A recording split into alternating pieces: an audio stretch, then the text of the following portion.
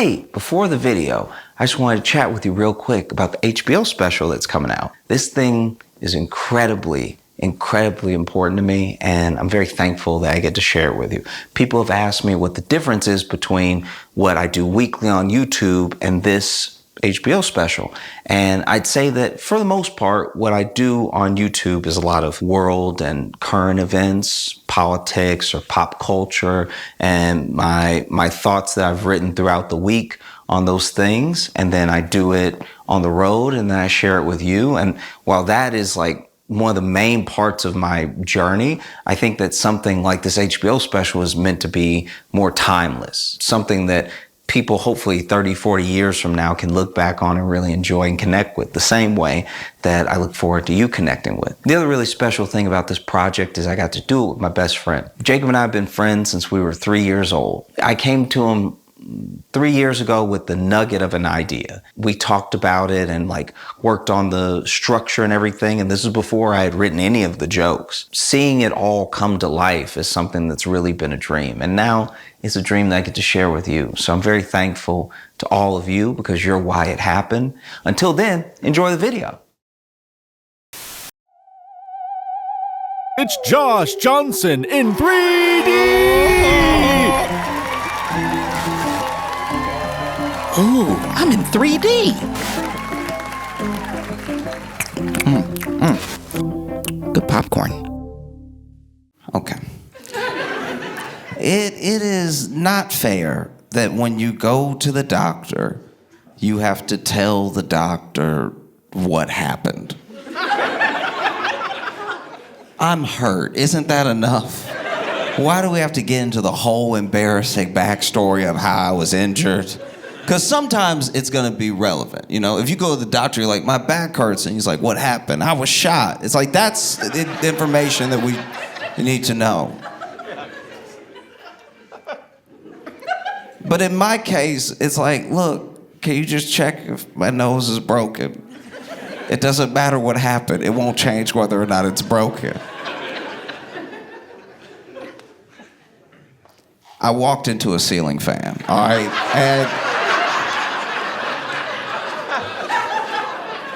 And I understand you're thinking to yourself how you're not tall. I was on a ladder, all right? I was on a ladder and I was trying to change the light because this place I was living at the time had these sconces. And the sconces were the ones that were built where the whole sconce is the screw. All right, so you just have to turn this forever. You just have to do this nonstop. There's no little screws and you can grab a Phillips head. You have to turn this forever. So I turned it for what felt like forever. And then as soon as I take it off, I see the bulb. And the bulb is like a bulb I've never seen before. It's like this incandescent looking thing. This is the most Edison bulb I've ever seen in my life. So now I'm Googling on my phone where I can buy this bulb because you can't just get this at Walgreens. And so now I'm looking at my phone. Admittedly, yeah, I got distracted. I got on Instagram, and I turned around, forgot I was on a ladder, and went to walk. I went to walk off the ladder, and I walked into a ceiling fan, which, to be fair, when they are moving, are invisible. They are. If you got 3 clicks on a ceiling fan, it disappears. If I walked into a ceiling fan that was being still, that'd be very silly. That'd be very dumb. But this thing is, who can know? How can anybody tell? You might have a ceiling fan behind you right now. Don't judge me.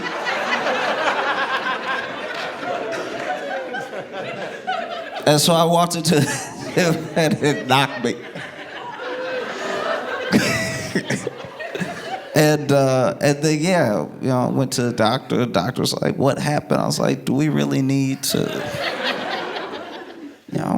I just wish once I could go to the doctor and the doctor's like the doctor from the pit. And I walk in and I sit down. They're like, we got a ceiling fan right here. We got a ceiling fan. They just already know what happened and how to fix it. They help me with my personal life, too. Look, don't walk in any more ceiling fans, and you should listen more. Oh. Because admittedly, yeah, maybe the ceiling fan saved my life. I was walking off a ladder anyway.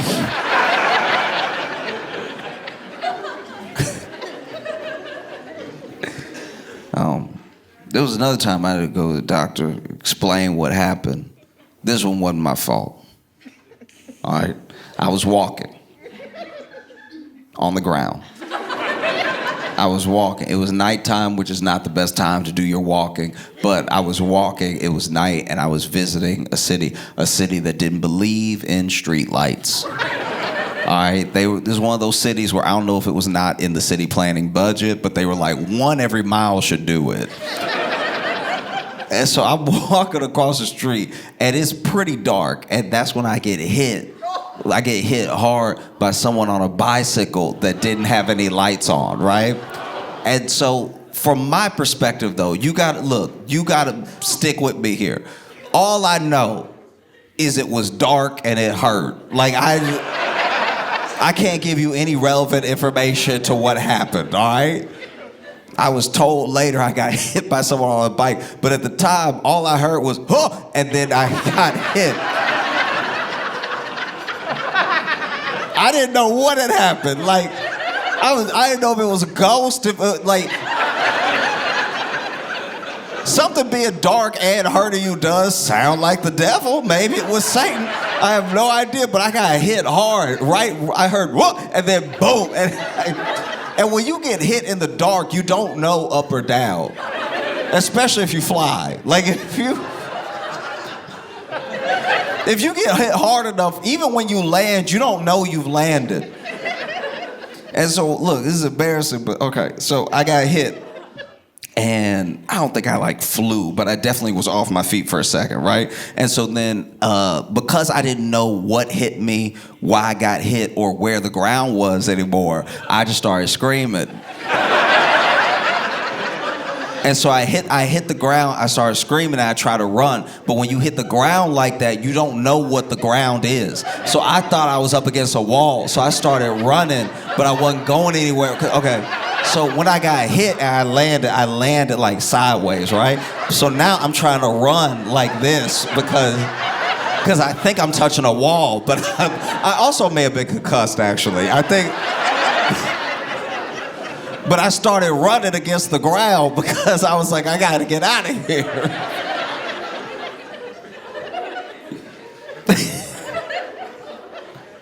Oh, it was bad. But I will tell you, one of the worst times to go to the emergency room and have to explain an injury is when you were backyard wrestling. Back in the day, just with your friends, backyard wrestling. Because you would watch wrestling and you want to do some of the moves. And I'll tell you right now, everybody's got their different metrics for rites of passage and coming of age, being a man. I'll tell you this right now, I made one up on my own. Since they're all made up, I threw one in there too.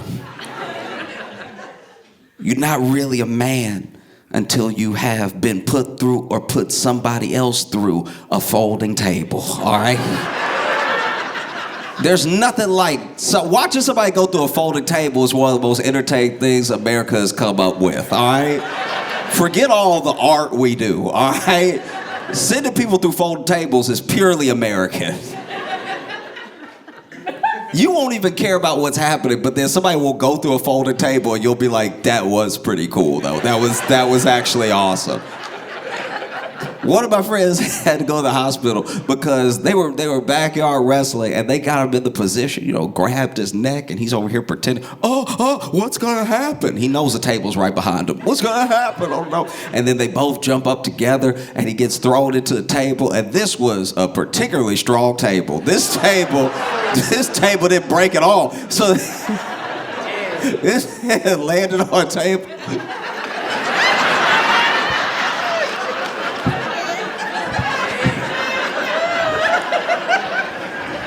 This dude was hurt. I've never seen somebody land on a table so hard and have nothing happen. He slammed on the table so perfect and just stayed where he was. It looked like that one scene in John Wick where they threw him off the balcony and then he just hit the ground and then the camera stopped and you were like, he must be dead. This dude got thrown onto the table, stayed right there, and then in unison, everybody was like, oh! You know what I mean? Like, we didn't know what we were looking at. We were like, I mean, did y'all buy a real table? What did y'all do? They had to pause the wrestling match because we were all like, so his back must have fallen off, right? Like, I've never seen somebody just be that still. And because it's backyard wrestling, everybody's too close. Like, at least in a stadium. In a stadium, you know, they could whisper things to each other and maybe the crowd doesn't hear. But we all at the backyard. And dude who threw him onto the table came over and he was like, are you okay? And he went. Wait, don't make me laugh. Wait. Stop. Wait, he was like, are you okay? And then he went, oh.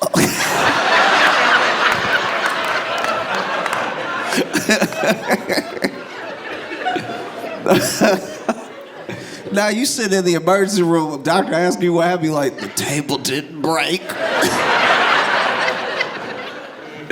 Because going through it's very different than the chair. The chair was a mistake.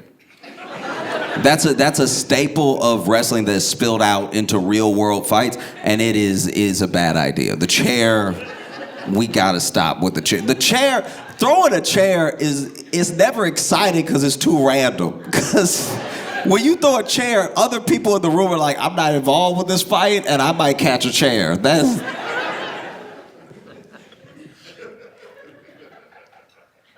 Throwing a chair is the only time that the audience wasn't having fun in Jerry Springer. Do you know what I mean? Like, people would be doing all sorts of stuff on Jerry Springer, and people be fighting and everything. Everybody, yeah, Jerry. As soon as somebody threw a chair, people, oh!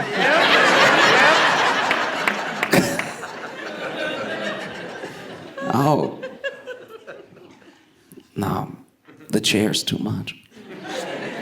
It makes a satisfying sound, you know, like when somebody gets hit with a chair, backyard wrestling, professional wrestling, whenever you hear that, that's, you're like, oh, he's winning now.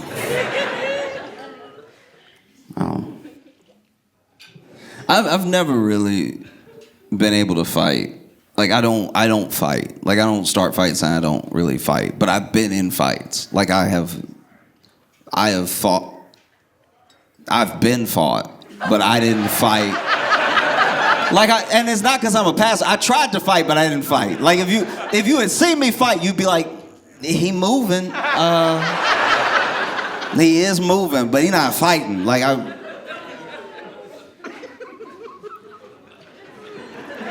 you would think being in enough fights, you pick something up. And it turns out you can come to each new fight with the same zero amount of knowledge about how to fight as you had in the last fight. And so sometimes, especially when you're a kid, you're fighting with your friends and stuff like that. Or look, maybe you're fighting people who you're really trying to hurt. But, you know, I would get in fights every once in a while and, like, I just couldn't put it together. I wasn't one of these kids that had, like, combos and stuff. You know? There was one time I was in a fight and I knew I was losing because I was so...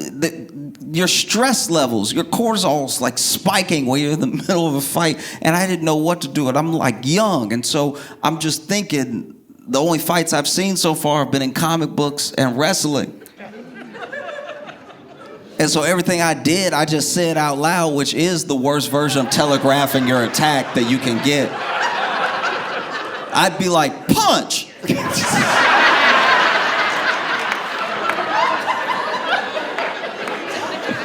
Kick, elbow.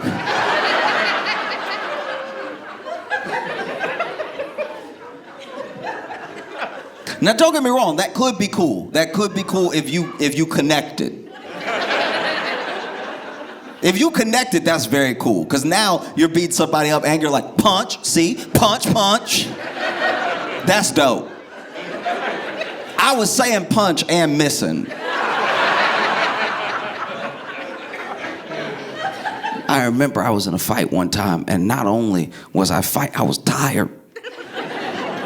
No one really in movies or TV take in the tired element of a fight, because it hurts and it takes a while to like swing the way you want to swing, and after you swing and punch air a few times, you're like, like you can't.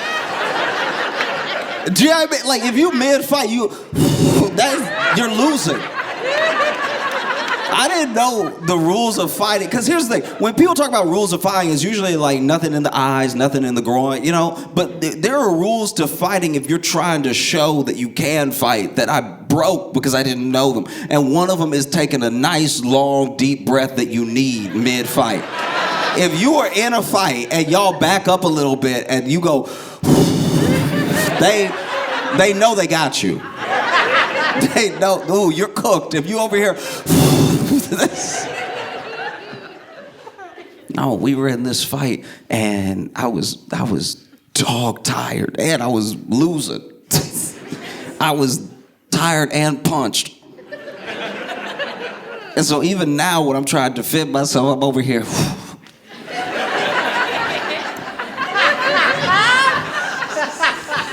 Like, it's not good fighting at all, you know? And we're young, so it's like when you're kids, you're not even really hurting each other because you can't generate the right torque, you know? But I was losing so bad. I knew I didn't know how to fight when this kid did a finishing move on me. Do you know how bad you gotta be fighting for somebody to do a move that doesn't make any sense to advance on you? This is one of the most disrespectful things that's ever happened in my life. So basically, I'm over here, I'm trying to fight him off and everything. And then he had so much confidence. I was fighting so poorly that I instilled the confidence in him to come up with a finishing move. Because you could tell this wasn't a move he knew he was gonna do that day. Like, this wasn't a go-to move. He literally was fighting and I was doing so bad, he had time to be like, what else? What else? And so I'm backing up because I'm trying to like catch my breath and figure out how to swing and everything. And this dude ran up, clicked his heels, and punched me in the face. And no, not at all, no. That is not okay. You're not gonna click your heels at me. Oh, yellow brick road attack. You can't. You gonna run up on me and 10-man cowardly lion punch me in the face. I got punched. I was still like, what did you just do? Seeing somebody, because he did with like whimsy too. He ran up and punched me in my face. I'm over here holding my eye like I finally understand gun violence. I really do. Because like, you can't just roll up on somebody and punch them in the face, click your heels in the air.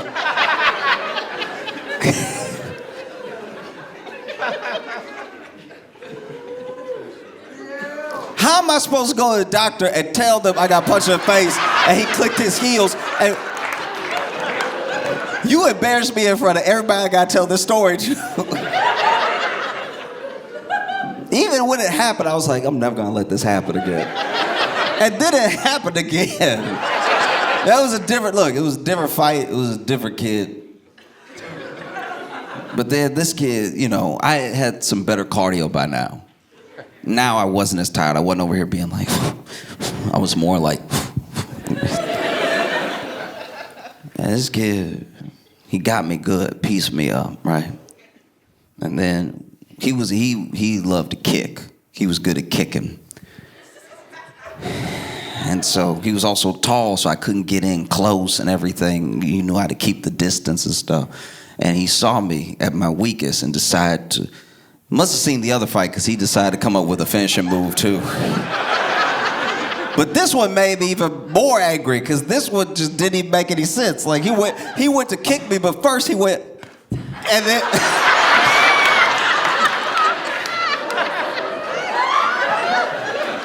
That doesn't even help the attack.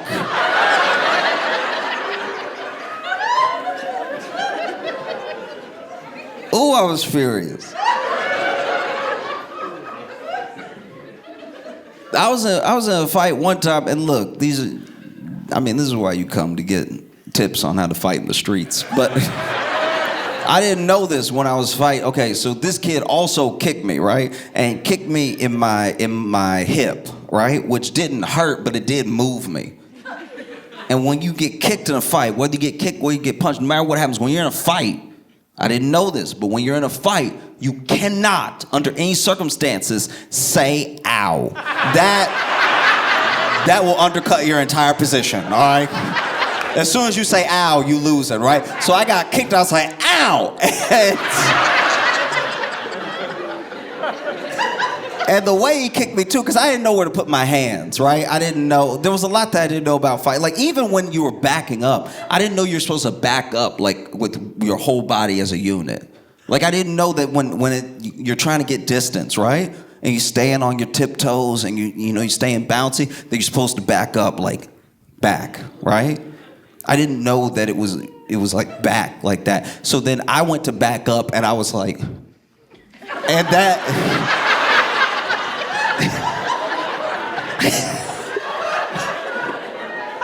That already gave me away as someone who doesn't fight. When you gallop like that, I might as well have had one of those horsey sticks in between my legs. The way that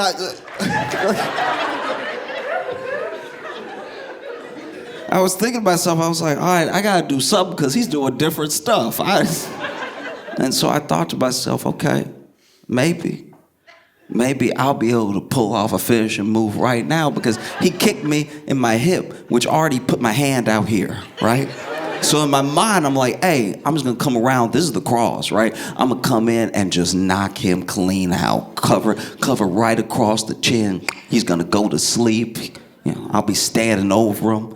Look at you now. When he wakes up, I'll be like, tell me what happened.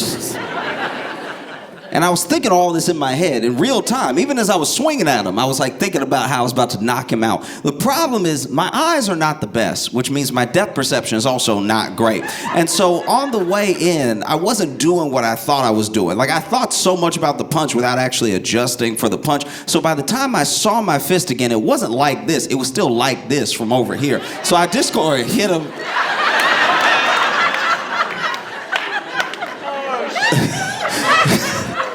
I just sort of like hit him in his neck like this.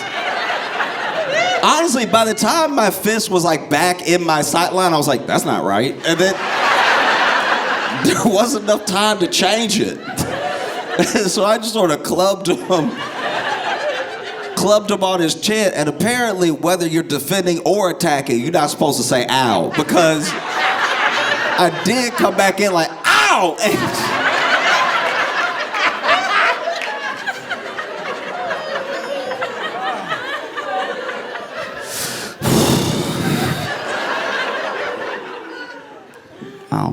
no, it was bad. This is very bad. I'm not much of a fighter, but so much of what my ideas of fighting even are stem from wrestling. Like I loved wrestling when I was a little kid. When I was like 7 years old, wrestling was my favorite. These people were like my heroes, Huge fan of like Kevin Nash, Sting. Sting was big.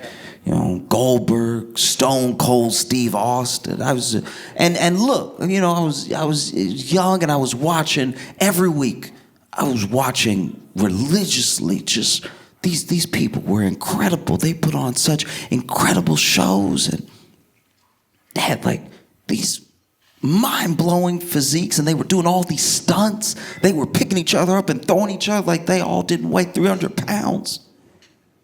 I was even a huge fan of Hulk Hogan. Look, we didn't know back then, all right?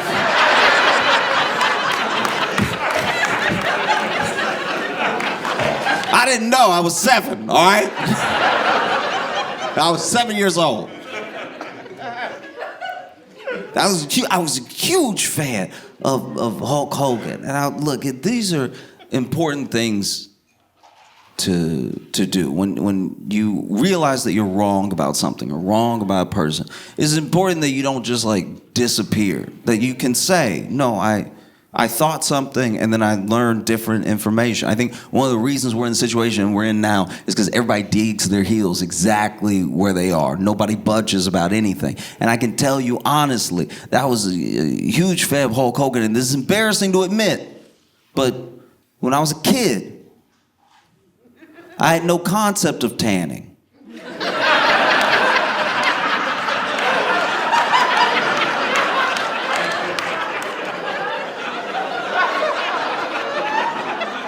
I didn't know what tanning was. I took people at face value.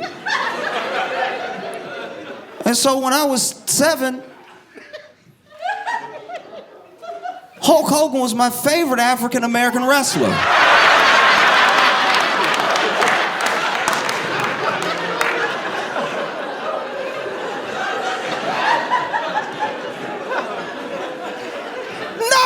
When you're a kid, you look up to people that are doing cool things you like to do that look like you. And every day I tuned in, I was like, all right.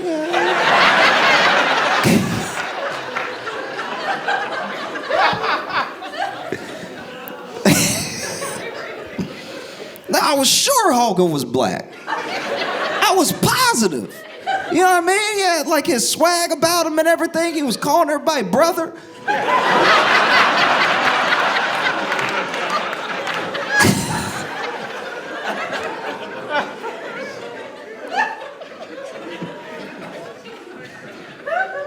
I even got the toys.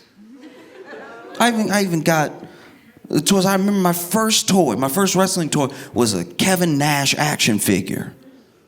You know, and then I got Sting. Sting even came with his hand so they could curl, so you could put a bat in his hand that came with the set.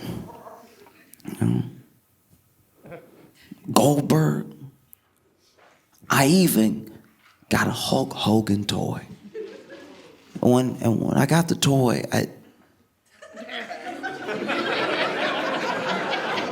admittedly, I wasn't deterred from the idea that he was black because I was used to dollar store toys where they, you know what I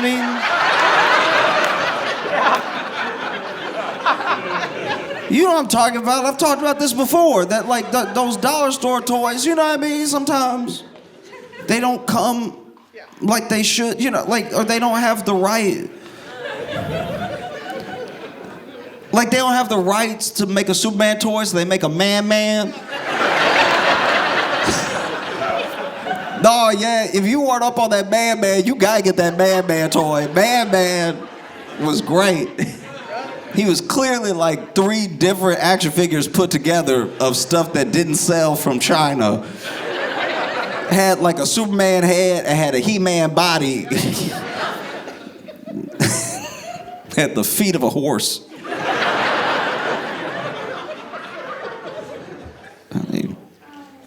But yeah, I got my Hulk Hogan toy, and I just thought to myself, like, they didn't even finish painting them. They didn't even, like, I'm sure he upset. Yeah, I mean, over here, this is shoddy workmanship. They didn't finish at all. You know,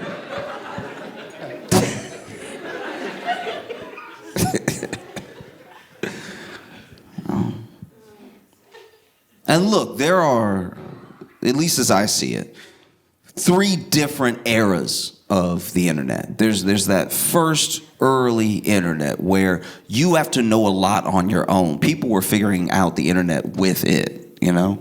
Like if you wanted to do something, you had to really know how to code, or you had to be able to get into a system yourself to get the result that you wanted. And then we entered another era of the internet where it became a little bit more user-friendly. Things were just easier.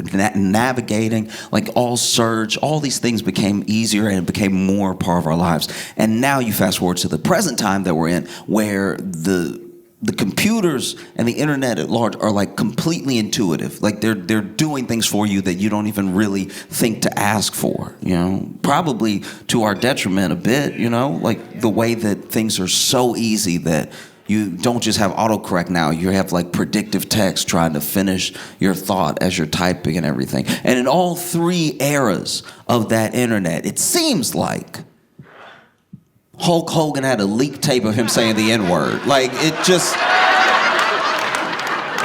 just a lot of N-word instances for one person. You know what I mean? We haven't caught Tucker Carlson yet, but we got Hulk Hogan. This is crazy. And admittedly, I remember when that first one dropped,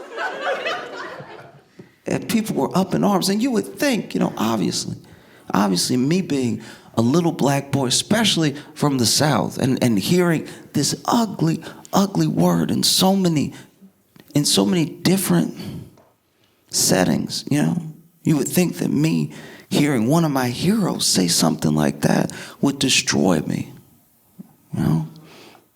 Here's this dude saying the ugliest thing that I've heard, you know, before I even understood it.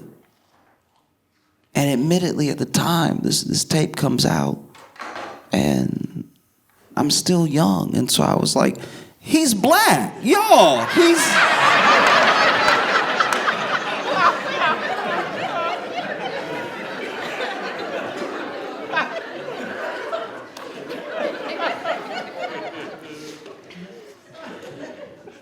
And then later, it happened again. I actually found out that Hulk Hogan was white. I was devastated. I was absolutely distraught. I sat there thinking to myself, like, he pretended to be black all these years. This is unacceptable.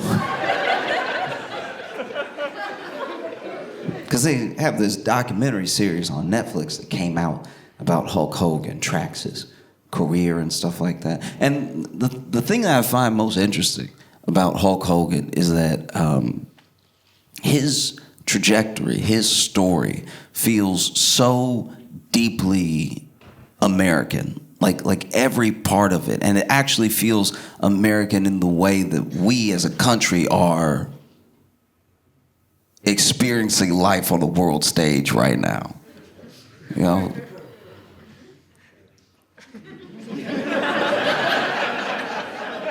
It does. Like, Hulk even fought Iran. Like, he fought the Iron Sheik.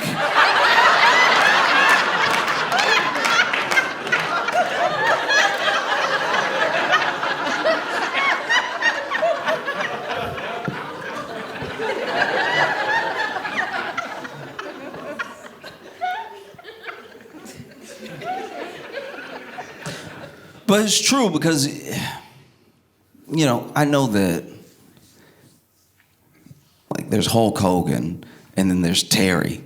It's Hulk Hogan's real name.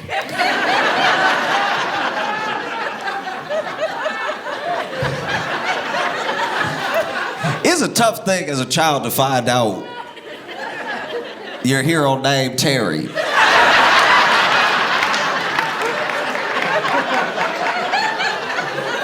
It really makes you question your discernment as a child. Never mind you accidentally think he's black, but Terry...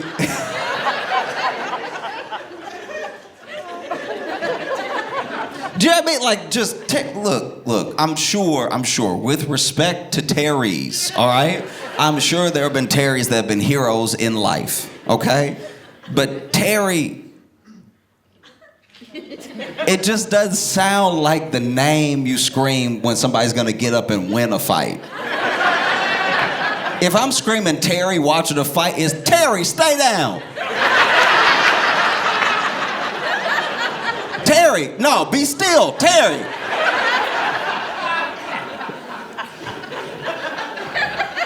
Terry, tap out, he doing his finishing move, Terry.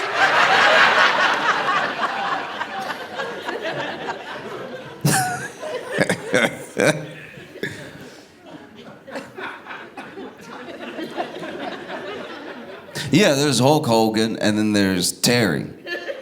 And people saw a lot less of Terry. Even his family said that eventually, when you're with any of these wrestlers, there's just a little bit of them that slips away. It feels like they're performing all the time, you know, especially, I imagine now. I imagine if you're a wrestler now, it's completely different. At least back in the day, you knew when you were going to be on TV and you knew when you were going to be at home. And now, because everyone has a TV in their pocket, you kind of have to be in character all the time if you want to maintain this character. You can't really let that mask slip. And so there's Hulk, and then there's Terry. Just like there is the American dream, and then there's reality. Because the dream is fire. The dream is very cool. This dream that we have, I'll go ahead and say nothing like it. Nothing like it anywhere else. I don't know of another place that people go to achieve that country's promised dream. Then there's reality, which is a stark difference. At least Hulk Hogan and Terry are the same size.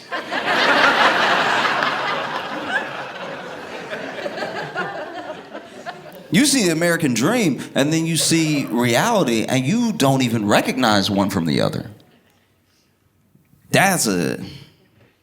It's just a terrifying juxtaposition, because you have people that will fight tooth and nail just to set foot on the soil and have a chance to start a life that is that dream. And then you have the reality that even if you, by chance, by luck, were born here, you don't have to climb, you don't have to crawl, you don't have to swim, you don't have to fight, you don't have to barter, you don't have to beg to get over here. You're already here. And then you look around and you're like, this feels like a poor country.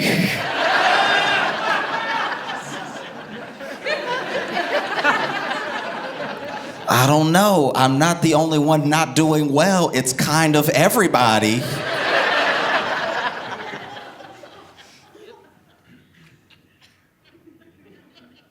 When I was a little kid, there was a child who made it to the U.S.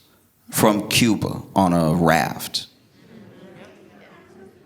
And there was this whole debate, like political debate, but also like a genuine moral debate of if someone is willing to do what is tantamount to the Olympics to get here, should they have a place? Should we take someone in? Isn't that the whole Statue of Liberty thing? Like, shouldn't we take somebody in if they are fighting tooth and nail to get here, and they do more than any of us as citizens have ever had to do to gain the ability for a chance at life here? And so you had some people that were saying, no, look, there's a process. You have to do it the right way. You got to send this kid back, right? And then there were people saying, absolutely, you have to take people in. There are people in need, and we have more than enough, at least as a country. At least as a country, we're the richest country in the world. We have more than enough. We should be able to find some resource to help you out. And then there were people like me at that time. I was also a kid. And I was like,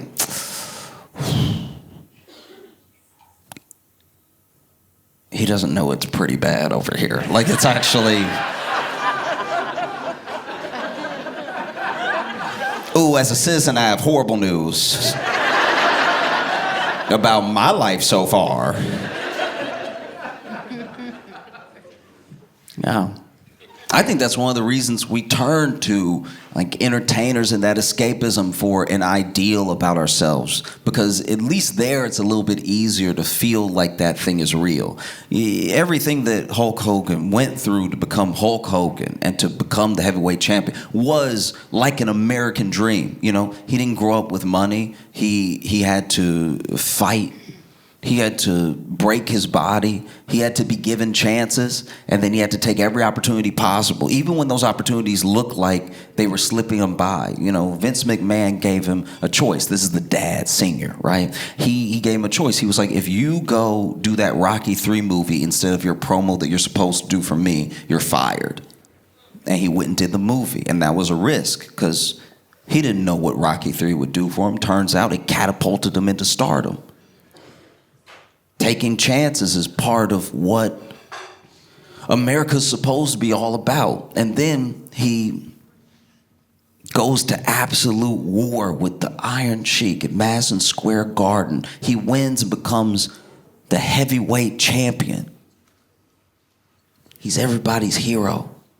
Even his dad who never understood why he went into wrestling, his dad said on camera how proud of him he was. Seems like that was maybe the first time that Terry had ever heard those words. He's like, I'm proud of my son.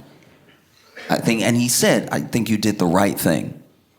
But for years up until that point, he was like, why can't you be more like your brother? Why didn't you go to college? But it wasn't until that day, Madison Square Garden, thousands and thousands of cheering fans and watching your son in real time achieve his dream that you didn't even think was possible. How can you not look at that and say, yeah, absolutely. That's what the American dream is supposed to feel like. And the reality is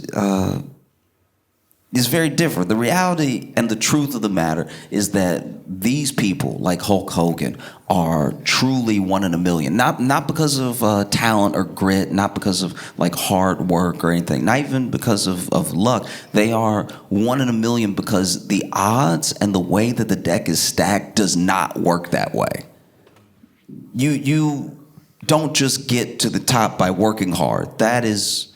It's just not true. Hard work is an element of people who've been very successful, but I meet people every day who work incredibly hard, and they're not going to make more at their job than they're making now. You know, I've been there. I've worked at restaurants where I've worked as hard as I could, and then I was like, okay, yeah, I guess it was worth $36. You know, because you're not actually rewarded according to your hard work. You're not usually rewarded according to your talent or even by merit. Half the time you're rewarded because of who you already know, through relationships, sometimes just through, you know, who your parents are. I'm not saying that's the entire way the world works. I'm just saying more if it works that way than it does the other way. And so I was watching Hulk Hogan as this kid, and I'm watching him towards the tail end of his career because he's wrapping up wrestling by the time I'm becoming a wrestling fan. And I'm just proud to see, you know, a black man out there achieving his dreams. It meant a lot to me.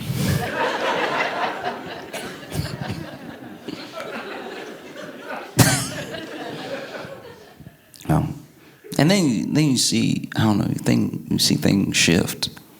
You see things shift. Like Hulk Hogan went away from me for a long time. I didn't really keep up with him at all through the years. I only really heard about Hulk Hogan through leaked N-word tapes. But I finally saw him again a while back. You know, he was at the RNC.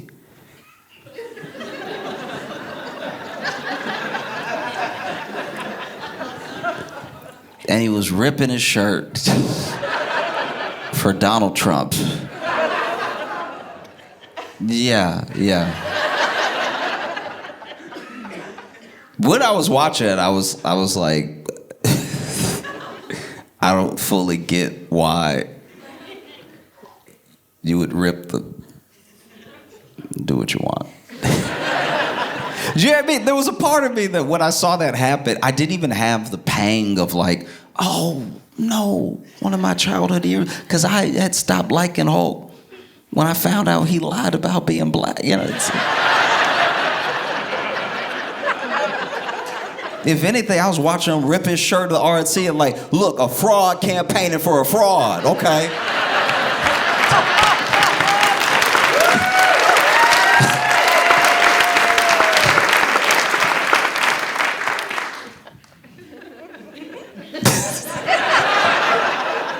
You know what I mean? We're at war, and we don't even know why. We're just doing stuff. We have no idea why. We're just doing things. At least Hulk knew why he was wrestling Iron Sheik. If you asked him, like, what do you do with this? For the world title, brother. Ask any of us why we're at war. We look like people who don't know, and we don't know.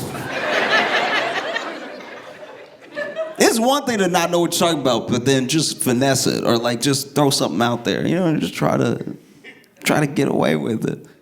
But you look at Pete. Look at Pete Hegseth. He does not look like someone who knows why he's at war. He just know he at war.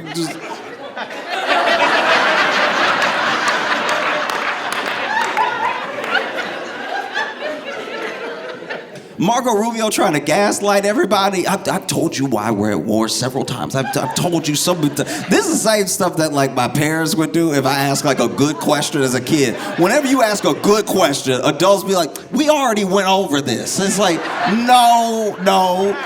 My life was short so far. I remember everything that has happened and we did not talk about this. No, you're not slick. We didn't go over this 1,000 times. We haven't. I remember. This morning was most of my life so far. Like, you're not gonna trick me.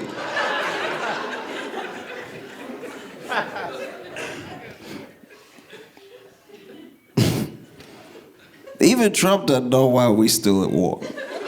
He tries to act like he does. But you notice every other post he does, the war is over. I feel like he's trying to do that until it's true. Like he can confuse Iran, be like, we're not even over there anymore.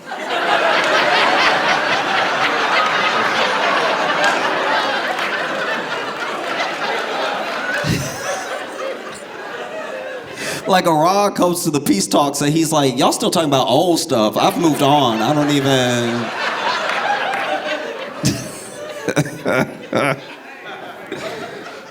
No, because this is bad. This is bad. This is very bad. This is very, very bad. I watch the news and have the opposite feelings. You know, I used to watch wrestling and wish it was real.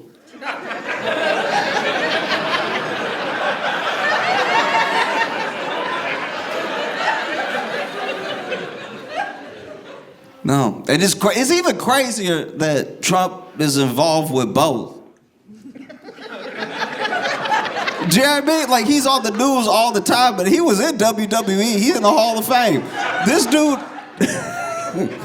took everything he learned from wrestling and put it into politics. And now we're over here paying the price.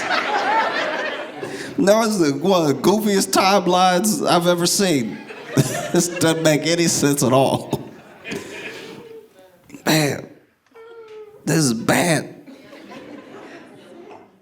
What are we gonna do? Do you know what I mean? Like this dude.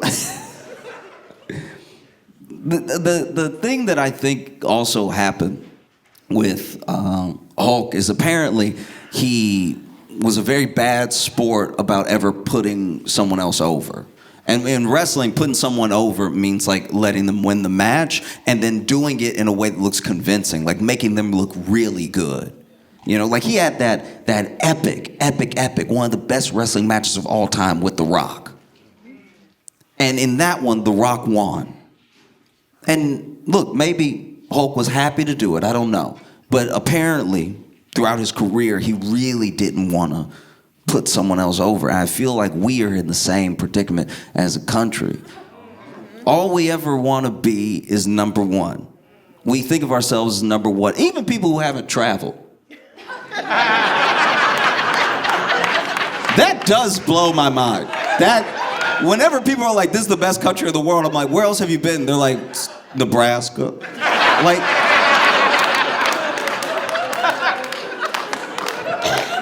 what are you doing? You don't get to say that unless you've been to at least one other place. You don't know. The thing that's so frustrating about where we are, especially right now, is that the mask is sort of off, and they've already told you that all the money that they have is going to be used to destroy other people's lives instead of improve yours. You know, because you could have a better quality of life, and everything that you want, we're going to spend to make sure someone else doesn't have it. So I guess there's that. Number one in so many different things, got most money, got biggest military. We also like the number one in serial killers too. I don't know any country doing it the way we do it. I'm not seeing, I go to other countries and watch their Netflix and they don't have any of the Netflix documentaries that we do about the very specific kill. Even our serial killers are running out of gimmicks to try to stand out. Yeah, I don't know anybody out here serial killing like us. Jeremy, like every once in a while, I guess they catch somebody, but that's like a very specific type of like psychopath. We over here got people. They're just like, I don't know. I just feel like dressing up like a doll and killing everybody. It's like we have a very specific type of thing happening here I don't see anywhere else. Number one, it's our obsession, because if we're not number one, then who are we? Most of what we're doing right now is to stay number one. We will be number one at all costs, no matter what it does to us, to our reputation, to the rest of the world. We will be number one. In fact, if we can't be number one, we'll just crash the entire world. And it just kind of feels the same as, you know, Hulk Hogan never wanted to put somebody over. It's like...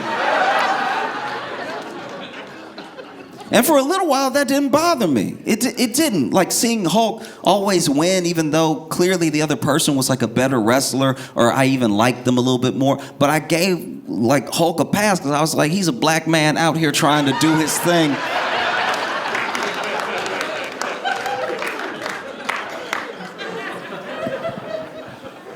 But some people look around now and they don't even recognize their country. And look, you could make the very fair point that what they even thought they were seeing in the first place wasn't actually what was happening. That was part of the character, the facade of what America was, because it's something different to everybody. But when you look around the world, it's not the way that it was. I travel a good bit, and whenever I tell people I live here, they're always like, oh.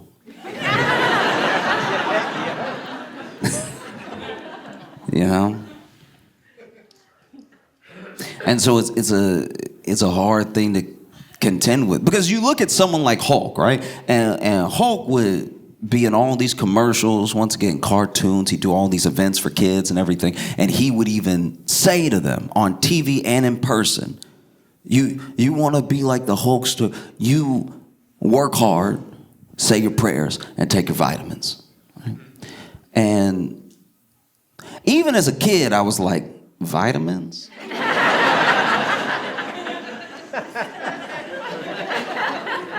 Vitamins. Sir. Look, I take my vitamins every day. I take my Flintstone vitamins every single day, and I'm not seeing your type of gain, sir. Sometimes I sneak a second one. Sometimes I have Barney and I have Fred in the morning. Still not. I'll look up. No, it's not. Vitamins. That was... That's a tough one. You know, I'm ready to OD on Flintstone vitamins, trying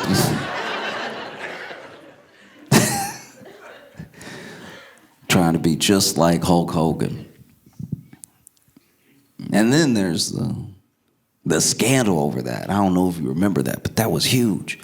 There was even a court case about it. Vince McMahon was on trial. Hulk Hogan was out here going on Arsenio Hall saying that he had never taken steroids at all. He just, he's like, the only time I took steroids was prescribed by a doctor for my surgery. I don't take steroids. I don't do that stuff. And then America, the whole country, everybody watching Arsenio Hall and everybody that heard about it was like, huh? Come on, Hulk. Vitamins? No.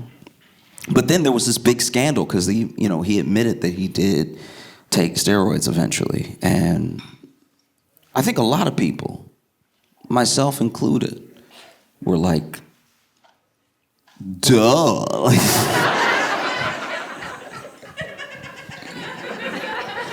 But there was also some genuine hurt there because once again, this guy said, if you want to be like me, all you got to do is work hard, say your prayers, and take your vitamins. And look, I've been skinny all my life, but that was one point where I was like, I've been sneaking these vitamins and doing these push-ups. Man, a lot of people were like confused and hurt by that. But once again, a character can be perfect. A person can't be. A character can make all the right moves and justify everything for the sake of the story, and reality just doesn't work that way. But it is a wild thing that Hogan died before Trump. That's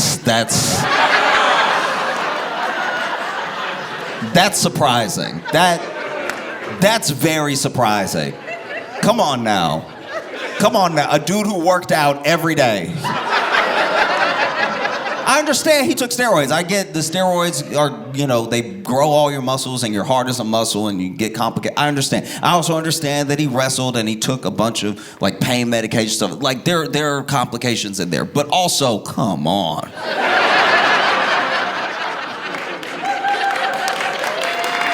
Do you know what I mean? If I were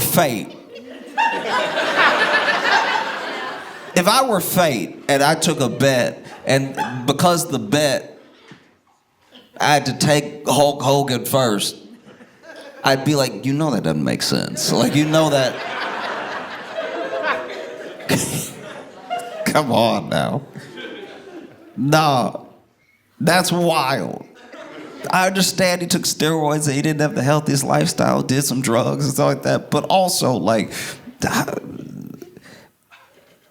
this man full of fried chicken. This man, at any given point, I've never seen a picture or a video of Trump where he didn't look like he just finished a fried chicken.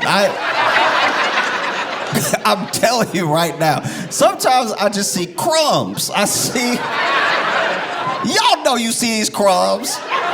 Sometimes I just see a couple crumbs. I'm like, what is that? That's either, now I understand tanning. Now I know what tanning is. So that's either skin coming off or it's crumbs. We got a president with crumbs on him all the time. Every time I see Trump, he look like he finished a snack. He full of crumbs. We have a crummy president. This man is covered in crumbs. At best it's dandruff, but I think it's crumbs.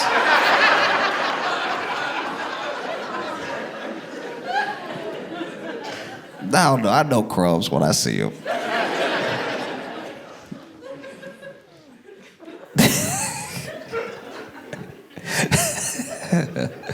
Yeah, no, it's weird. It's very weird. Because it doesn't even feel like Hulk is gone in a way. Not really. I don't know. Any day now I expect another tape to come out and I expect another tape to come out. He'll be like, listen, brother. That's not the type of language we use over here anymore. Because it just feels like when I travel, it's it's kind of expected now, but there's this reaction. And that reaction just, it reminds me of when, Hulk would come out and expect to be loved and was getting booed. And it's like, well, yeah, dude, they sort of found out who you were, so there's, And then you can't really now separate the person from the character because the person drives everything the character does. And it's not until you get a little older that you come to that realization. And America works the same way. There's the American dream, and then there's reality. There's the ideals of America, and then there's what we actually do. There's life, liberty, pursuit of happiness. Those are three very big things that sound very good. And it's hard to find, any of the three now. Do you know what I mean? I don't know how much liberty you feel, but I don't feel great. I don't feel fantastic, And there are some people that do that sort of contorting of their worldview to fit the narrative for the story that's in front of them. You would see it happen with Hulk, where people who stayed diehard Hulk fans and didn't care whether he was good or bad would come up with any justification within the storyline for why he was doing what he was doing. Even if Hulk had turned heel and then attacked somebody in a sketch for no reason, they'd be like, well, he was standing there. Why was he standing there if he didn't want to get run wild on? And you see some people do the same thing with every action the country takes. There are some people that, never mind what they said in 2020. I remember the mask. Remember the mask. Remember when it was like, this is tyranny. Look, I understand if you didn't like it. I didn't love it. I definitely felt like I was snorting mask all day. But this is tyranny. Tyranny. This is tyranny. The tyranny.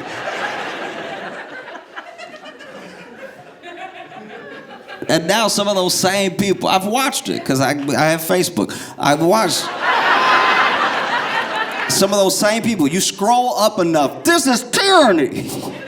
And now they're like, of course you should carry proof of citizenship on you at all times. Even if you're a citizen, they don't know. The ICE officer's just doing their job. And I'm like, oh man, you've never met tyranny. That is crazy. That's wild. You're supposed to have life, liberty, and the pursuit of happiness. We could pursue. I think we're doing a pretty good job of pursuing. We pursue pretty well. We pursue the same way that a rabbit on a treadmill pursues a carrot stick in front of no, we're trying, but I don't know. This is life, liberty, pursuit of happiness, right? And even life. I don't know if you've noticed our lives. But man, feels like we've had a lot of our lives sold over. Like almost feeling like it's been sold out of our hands to a degree. I mean, you look around and people can't even control the circumstances around them when it comes to environment. You might buy a home, an already nearly impossible feat for the average American, depending on where you live, and you buy this home and you take a risk just so that you can own something. You can own a piece of America. You can have your own land, your own little kingdom to yourself that you feel safe and secure, that you know that you worked for. Because remember, hard work, right? It's a staple. But then the data center moves in and skyrockets your electricity bill up, is making constant noise, poisons your water and everything. I mean, that doesn't feel like much of a life. Or when you were just living, wherever you were living, and then companies decide to dump in the water source because it'll be cheaper, or companies decide to lobby as much of Congress as they can to cut regulations so then they can just exhaust from their refineries and factories at will, which poisons your air. They don't live there. The people that work in the place might, the people who are also in your situation, just like fighting to get by and make some money so that they can live, they might live around you, but the person who owns the factory never does. You're supposed to have life, liberty, pursuit of happiness. We are entitled to these things. But then you get gaslit to the point where if you say you're entitled to anything, you somehow have it flipped on you and you sound like some sort of freeloader. But these are my entitlements because I work hard, I pay my taxes, I do everything I'm supposed to do. And it has you sitting there feeling like a bit hopeless because you did everything that you were supposed to do. I worked hard. I said my prayers, took my vitamins. I don't look anything like Hulk Hogan. This is devastating. I've been living a lie this whole time. You have no idea how many vitamins I took. It might have stunted my growth. I took a lot of vitamins. I was taking everything I could because I was sure. I was like, that's good. Oh, that's a big word.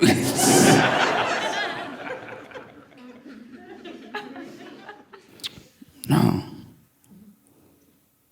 it just feels so incredibly rigged, the political system, financial system. Even when you get a little bit of money and you try to use it to get ahead, there's jealousy and envy all over the world. That's not like a thing particular to us, but you try to get ahead, and I'm not even talking about ahead of other people. Let's say you have the best of intentions and you don't care about the Joneses and you're not trying to get ahead of your neighbor. You're just trying to get ahead so that you have some breathing room for being ahead. You have some breathing room for yourself, so that you're not coming home from work every day like in a fight that you feel like you're losing, you know what I mean?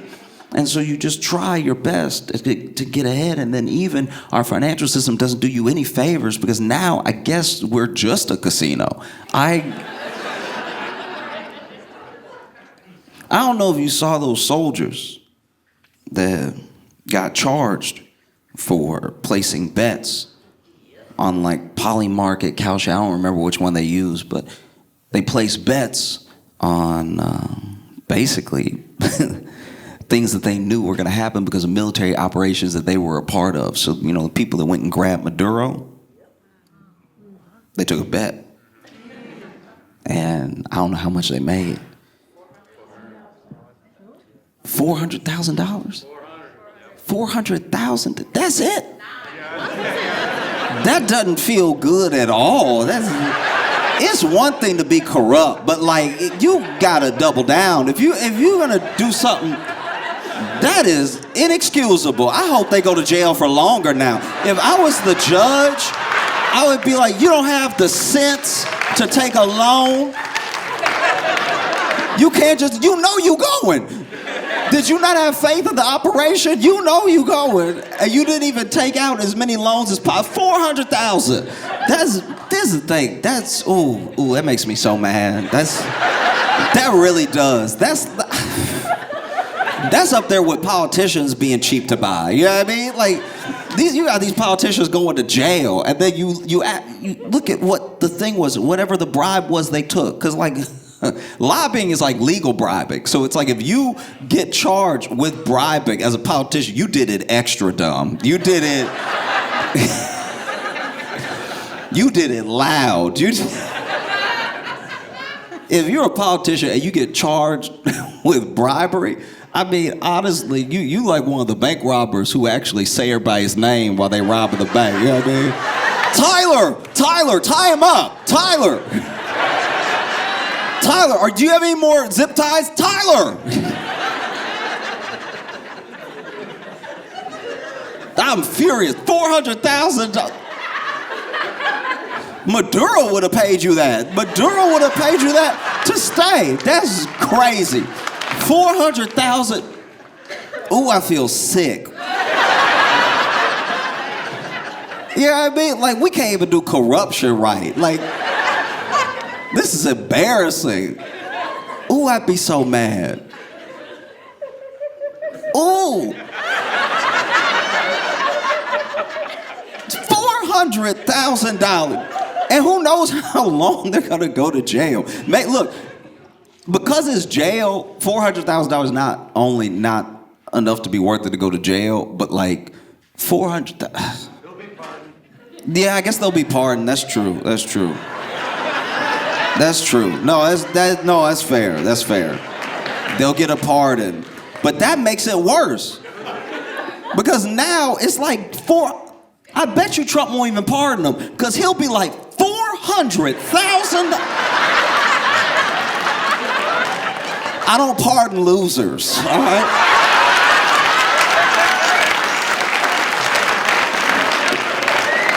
$400,000 is such an embarrassingly low number for what you had. You had intel. You had actual intel and a bet that like only you could place. Imagine if you were allowed to bet and people actually got in on it of the next step that you might take if you're going to use your left foot or your right foot, something only you know. And then you're like, how much money you want to put?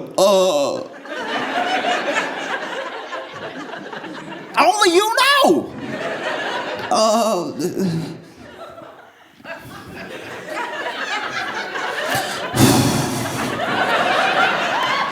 Just in case I'm wrong,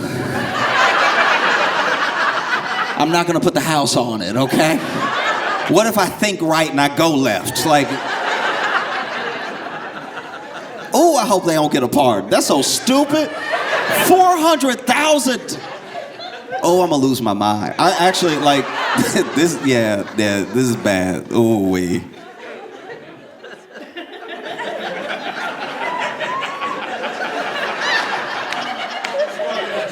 Imagine if I even knew somebody, if I had a friend, right? If I had a friend who robbed a bank and came to my house. So now it's like implicating me, potentially making me an accessory. And I was like, what, you know, this is someone I've known for a long time. I at least want to get to the bottom of the story. I can't believe you would do something like this. You robbed a bank? Did you hurt anybody? Did you, like, what was even what were you thinking? How are you going to get rid of this money? How are you going to clean this money? You didn't think. And how much did you steal? Around like 400,000. I'd be like, I'm calling the police right now. I'm calling the police because you know what? You didn't do. You robbed a bank. Did you just leave some? Was it too heavy? $400,000.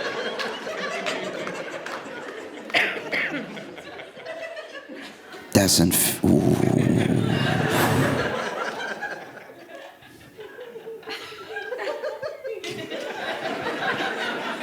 I don't even know what they're gonna do to him, but I hope it's bad. $400,000.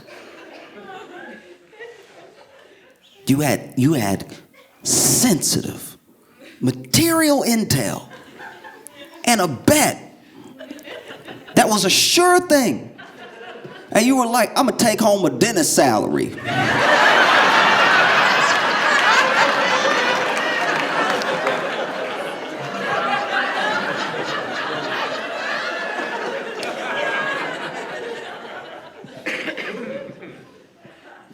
We gotta do better as a country. Like, you know what I mean? Like,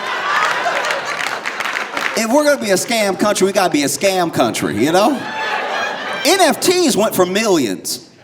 NFTs, worthless now. You remember that NFT that sold for, I think it was like $62 million, whatever like that, right? Now, apparently, it's worth $2,300. I know. And look, the person who bought it clearly had that money to spend and wanted to be in the headlines and was just, you know, a vanity buy. You know, some impulse thing that this person can do because they're rich. But even the artists themselves and the market, even though we knew it didn't quite make sense, it didn't really make sense because you were getting a JPEG of a picture that wasn't it. It's my picture. I own the picture, but then you got a JPEG of the picture. Apparently, a JPEG picture is more expensive than the actual picture that I own. But then I have the real one, and then you have. I know a scam when I see one. Like, just, You have a picture of the picture, but I have the picture. I have the painting, right? And then you're like, this thing's valued at $100,000. And I was like, oh, actually, I have the painting, and the painting they say is worth $20,000. So there's no way a picture of the picture is worth $100,000, and the picture is only worth $20,000. No, it is. No, it is. It is, though. It is.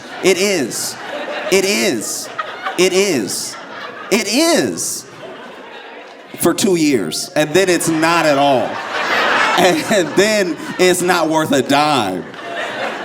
People bought NFTs that then ended up losing the link. So then you would go and it'd be that little, that little question mark with a valley next to it? That would be your 100,000, right? That little question mark, little valley. Might even make that old Windows 95 sound like, huh? You remember that? You remember when there was an error somewhere, huh? Like, it was worth so much money until it wasn't. But even a $64 million purchase that ends up being $2,300 is not as dumb as knowing what's going to happen for your bet and walking away with $400,000. And I don't even know how to navigate it right now. Admittedly, I don't. I can't tell people what to do. I know that there are people much smarter, much braver than me, already organizing, already running for office, already pushing for a better country. And I think that it's important that we give those people our time and attention, and we point our efforts towards the things that they're doing, Because I can't tell anybody what to do. And even if I tried to tell people exactly what to do, brick by brick, I don't even know if you should listen to me, I thought Hulk Hogan was black for way too long.